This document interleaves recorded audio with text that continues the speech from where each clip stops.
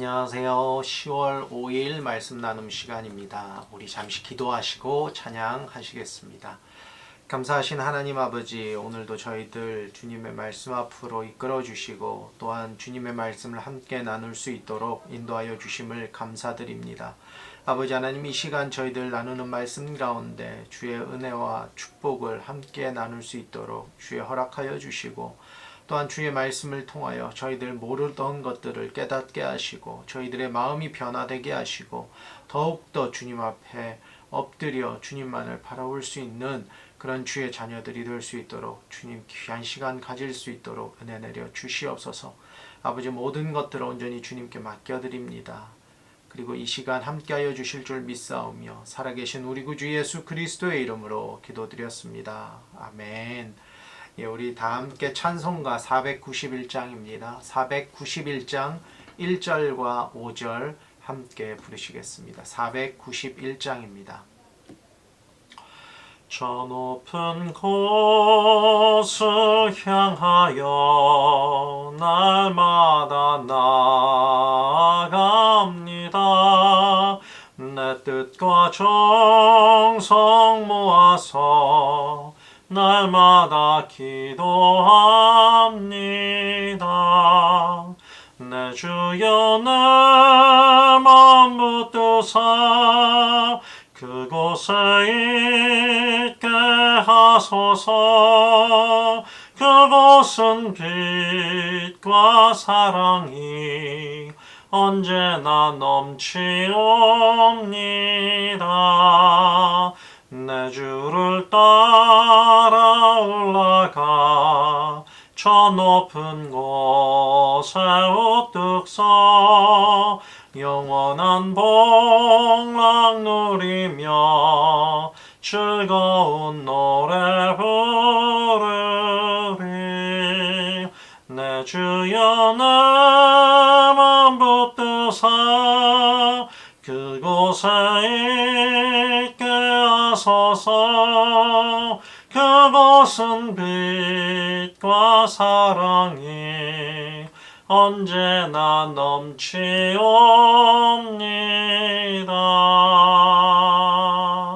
아멘. 오늘 함께 나누실 우리 하나님 말씀 창세기 13장입니다. 창세기 13장 14절에서 18절 말씀입니다. 제가 가진 성경 구약 성경 16페이지에 있습니다. 창세기 13장 14절에서 18절 말씀입니다. 우리 다 찾으신 줄로 믿고 우리 한 목소리로 함께 읽도록 하겠습니다. 롯이 아브람을 떠난 후에 여호와께서 아브람에게 이르시되 너는 눈을 들어 너 있는 곳에서 북쪽과 남쪽 그리고 동쪽과 서쪽을 보라. 보이는 땅을 내가 너와 내 자손에게 주리니 영원히 이르리라. 내가 네 자손이 땅의 티끌 같게 하리니 사람이 땅의 티끌을 능히 셀 수 있을진데 네 자손도 세리라. 너는 일어나 그 땅을 종과 횡으로 두루 다녀보라. 내가 그것을 내게 주리라. 이에 아브라함이 장막을 옮겨 헤브론에 있는 마므레 상수리 수풀에 이르러 거주하며 거기서 여호와를 위하여 제단을 쌓았더라. 아멘. 하란을 떠나서 아브라함과 롯은 점점 더 남방으로 옮겨가는 것을 끝으로 어제 12장을 마쳤습니다. 그리고 그들은 애굽까지 내려가게 됩니다. 그 이유를 거기에 기근이 들었기 때문이다 라고 말을 합니다. 그 애굽에서 아브라함은 자신의 아내로 인해서 죽게 될까 두려워서 자신의 아내를 누이라고 속이게 됩니다. 결국 하나님께서 애굽 왕 바로의 집에 재앙을 내리심으로 다시 아브라함의 아내는 아브라함에게 돌려지게 됩니다. 그리고 그곳에서 많은 재물을 얻어 애굽을 나오게 됩니다. 왠지 이 내용을 보면 훗날에 출애굽하는 이스라엘 민족을 떠올리게 됩니다. 그렇게 아브라함과 롯은 애굽에서 나와서 다시 네겝으로 올라옵니다. 그리고 처음 제단을 쌓았던 베델과 아이 사이에 와서 터를 잡습니다. 이제는 롯도 가진 재산과 가축이 많이 있고 아브라함도 가진 재물과 가축이 많아져서 서로 가축들이 먹을 풀들이 부족하게 되는 지경에 이릅니다. 거기에 가나안 족속과 브리스 족속도 더해져 있기 때문에 더 이상 그들이 기거하는 땅에는 그들을 품을 만한 여건이 되지 않았던 것 같습니다. 아브라함의 목자와 롯의 목자들도 서로 좋은 초지를 얻기 위해서 다툼이 있었던 것 같습니다. 그렇기 때문에 아브라함이 조카 롯을 불러 서로 다투게 하지 말자라고 말을 합니다. 그리고 그들은 서로 좋은 곳으로 떠나는데 합의합니다. 9절에 아브라함이 조카 롯에게 이릅니다. 네 앞에 많은 땅이 있지 않느냐? 네가 좌하면 나는 우할 것이요 네가 우하면 나는 좌할 것이다. 이 말을 들은 롯은 바로 눈을 들어 물이 넉넉하고 여호와의 동산과도 같아 보이는 좋은 곳을 골라서 떠나게 됩니다. 롯이 선택한 곳은 바로 소돔과 고모라가 있던 그 지역이었습니다. 롯은 계속해서 장막을 옮겨서 결국에는 소돔에까지 이르게 됩니다. 롯의 이런 모습을 원문을 통해 볼 때 이 원문대로 직역하면 그러자 롯이 그의 눈들을 들어 올렸다. 그리고 그는 바라보았다가 됩니다. 이처럼 본문은 롯이 요단을 바라본 사실을 묘사하기 위해서 눈들을 들어 올렸다와 바라보았다란 이중적 표현을 사용하고 있습니다. 이는 당시 롯이 땅의 선택권에 우선권을 주는 아브라함의 제의를 받고 사양하기보다는 오히려 좋은 기회라 여기고 보다 좋은 땅을 차지하기 위해서 매우 신중하게 땅들을 살펴보고 있었음을 보여주는 것입니다.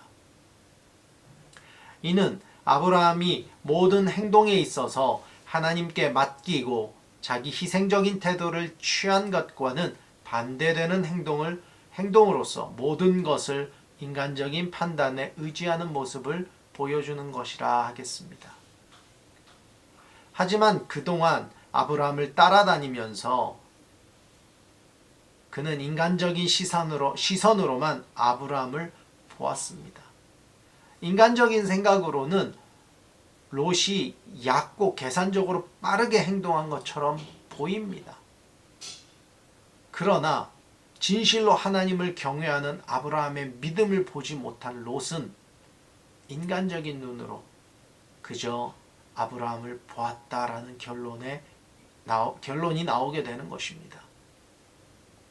반면에 롯이 떠난 후에 남겨진 아브라함은 계속해서 가나안 땅에 거주하게 됩니다. 여호와께서 아브라함에게 이르시되 너는 눈을 들어 너 있는 곳에서 북쪽과 남쪽 그리고 동쪽과 서쪽을 바라보라. 보이는 땅을 내가 너와 내 자손에게 주리니 영원히 이르리라고 말씀하십니다. 이 구절에서 두 가지의 명령문이 나옵니다. 하나는 너는 눈을 들어라. 그리고 다른 하나는 그리고 바라보라입니다. 그러나 본문의 이 명령들은 강압적이라기보다는 부드러운 권유에 가깝습니다. 하나님께서는 지금까지 자신과 더불어서 동행하며 아들과 같이 소중히 여기던 롯을 떠나보내고 착잡한 마음으로 미래에 대한 불안에 잠겨있을 아브라함에게 친히 찾아오셔서 부드럽게 그 상한 마음을 어루만져 주시는 것입니다. 또한 본문에 나타난 바라보다의 단어는 히브리어 우레로 쓰였는데 이 우레의 기본형은 라아입니다. 이는 구체적인 목적을 가지고 주의 깊게 바라보다라는 뜻을 가지고 있습니다. 이는 인간적인 눈으로는 보이지 않지만 영적인 눈으로 바라보면 하나님의 숨겨진 뜻이 보이리라는 숨은 뜻을 나타내고 있습니다. 오늘 저는 여러분들과 아브라함을 통해서 세 가지 정도 깨닫게 되는 점을 나누고자 합니다. 첫째로 앞서 롯은 땅의 선택권을 아브라함에게 양보하지 않고 오직 인간적인 눈으로 그 마음의 욕심으로 자신이 나아갈 땅을 골랐습니다. 그러나 아브라함은 하나님께서 명하실 때까지 그곳에서 기다렸습니다. 하나님께서 친히 눈을 들어 사방의 땅들을 바라보라고 명하실 때에야 그는 자신의 눈을 들어 사방을 보게 됩니다. 그리고 다시 여기서 하나님께서는 이 땅들을 아브라함과 그의 후손들에게 줄 것임을 약속하십니다. 사실 지금 아브라함의 상황은 그렇게 좋지 않아 보입니다. 아니, 좋지 않습니다. 믿고 의지했던 조카 롯은 좋은 땅을 취해서 떠났습니다. 그는 앞으로 어떻게 해야 할지 막막합니다. 어디로 가야 할지도 막막합니다. 하나님을 의지하고 하나님의 명령에 순종하는 삶을 살지만 그 역시 인간이기에 마음속에서 올라오는 불안과 걱정, 근심을 다 막을 수는 없는 일입니다.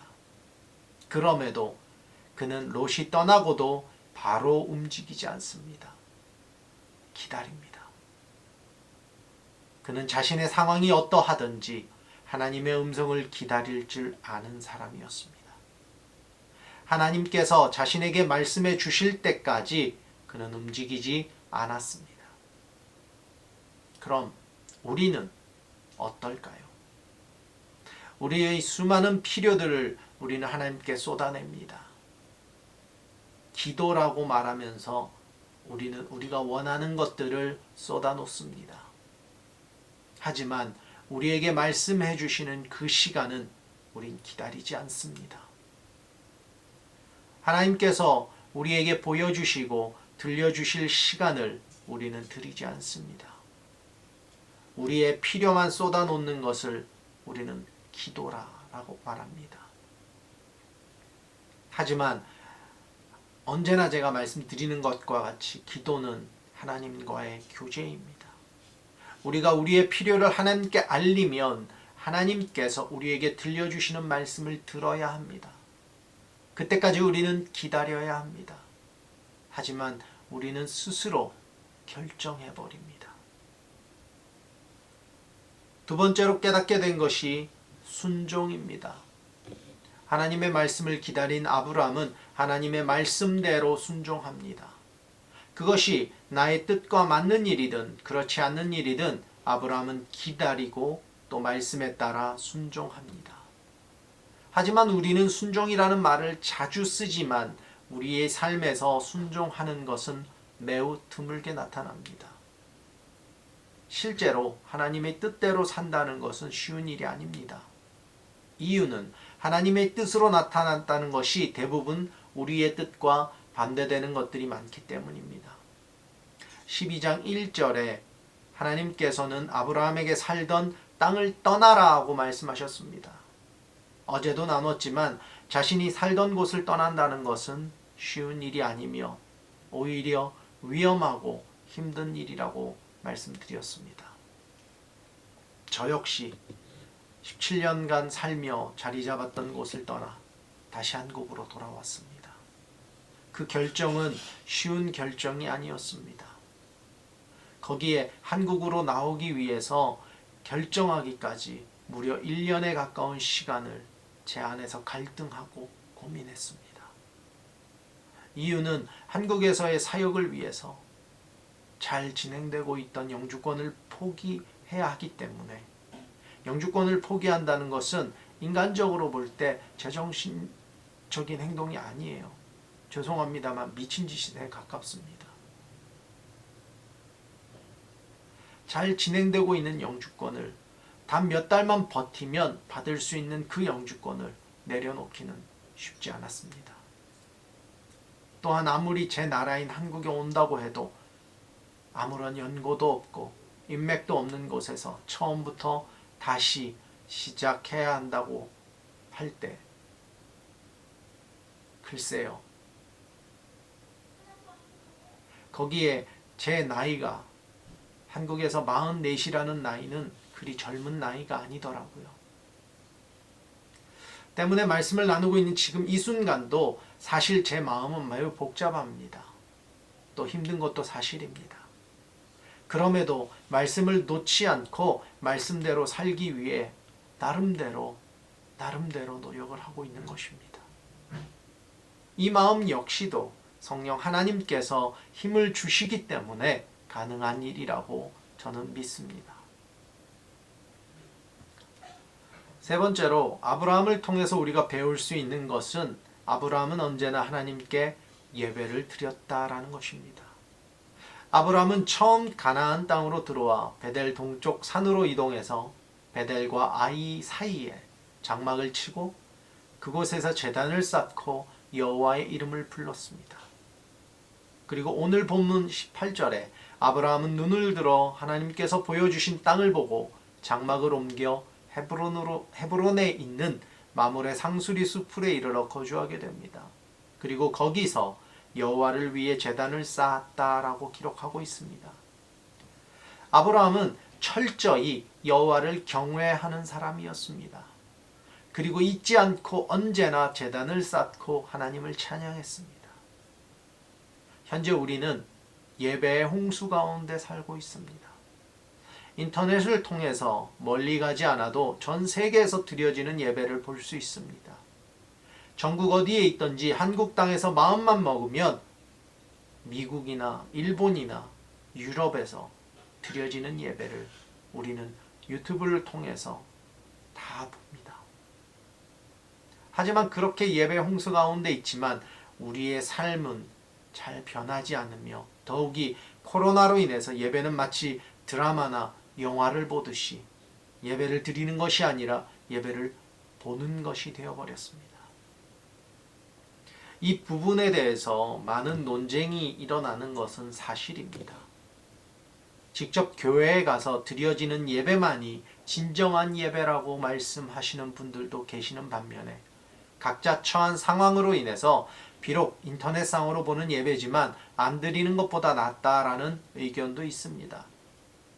그런데 중요한 것은 내가 교회 가서 예배를 드리던 인터넷으로 예배를 보던 어느 쪽이 맞느냐는 것보다 우리의 마음이 어디에 있느냐라는 것이 저는 더 중요하다고 생각합니다. 예배에 대한 내 마음이 어떠냐가 더 중요하다는 것입니다. 예배는 보는 것도 아니고 드려주는 것도 아닙니다.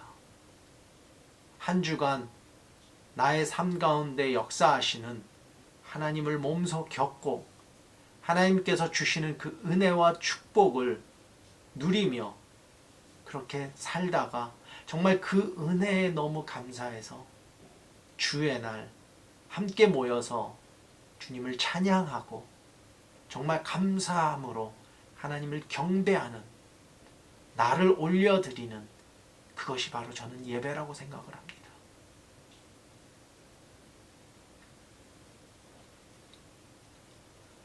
영과 진리의 예배, 우리는 그것을 영과 진리의 예배라고 말을 하죠. 기다림과 순종과 그리고 예배, 이 세 가지를 오늘 우리는 아브라함을 통해서 다시 한번 깨닫는 시간을 가졌습니다. 오늘 우리는 말씀 나눔 시간을 통해서 하나님께서 우리에게 하시고자 하는 말씀을 들었습니다. 그러나 오늘 우리가 말씀을 들었다고 해서 이것이 끝난 것이 아닙니다. 사실은 이제부터 진짜이며 이제부터 시작인 것입니다. 이제 하나님께서 허락하신 삶을 살면서 오늘 함께 나눈 말씀을 삶 가운데서 실천해야 합니다. 그렇게 오늘도 주님의 은혜와 축복 가운데 승리하시는 저와 여러분들이 되시기를 우리 주님의 이름으로 축원합니다.